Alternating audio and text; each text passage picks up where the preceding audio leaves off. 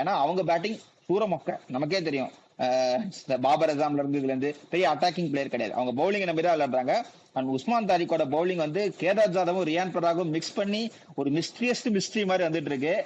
Green வேற இப்படி போடுறான்டா இப்படி போடுறான்னு சொல்லிட்டு போயிட்டு இருக்கான். இல்ல மாப்பிள, mark my words, Usman Tariq வந்து என்ன கேட்டா ஒரு பிக்கெஸ்ட் இந்த பர்டிகுலர் டோர்னமெண்ட்ல வந்து ஒரு கேம் சேஞ்சரா இருப்பாரு. ஏன்னா அவரோட பவுலிங்கை யாரு நோட் பண்ணீங்கன்னு தெரியல, பிஎஸ்எல்லையும் சரி சூப்பரா போடுவாரு.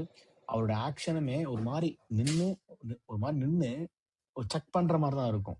ஆனா பால் ரிலீஸ் பண்றது சைடாவில் ரிலீஸ் பண்ணுவார் அவரு. சைடாவில் ஒரு மாதிரி ரியான் பராக் பட் ரியான் பராக் எல்லாம் ஒரு மாதிரி ஃபாஸ்டா ஸ்லைடர் மாதிரி போடுவாங்க. ஆனா இவரு சைடாம்ல அந்த கூகுளி போடுவார், சைடாம்ல ஆஃப் ஸ்பின் போடுவார், சைடாம்ல லெக் ஸ்பின் போடுவார், சைடாம்லே எல்லாமே போடுவார். ஆமா, அந்த உனக்கு ஆங்கிள் ஆல்ரெடி உனக்கு வருண் சக்கரவர்த்தியோட ஒரு அப்ரைட் ஆங்கிள் உனக்கு லெக் ஸ்பின் வருதா இல்ல கூகுளி வருதானே தெரியாது. விவன் ஜேக்கப்ஸ் தடவுனாரு பத்தியா, அதுவே கஷ்டம். நீ சைடாம்ல யோசி, சைடாம்ல கூகுளியா உனக்கு லெக் ஸ்பின்னான்னு தெரியலான்னு வச்சுக்கோங்க, இன்னும் ரொம்ப ரொம்ப லீத்தலா இருக்கும். என்ன கேட்டா mark my words, Usman Tariq வந்து ஒரு சம பவுலரா வருவாரு.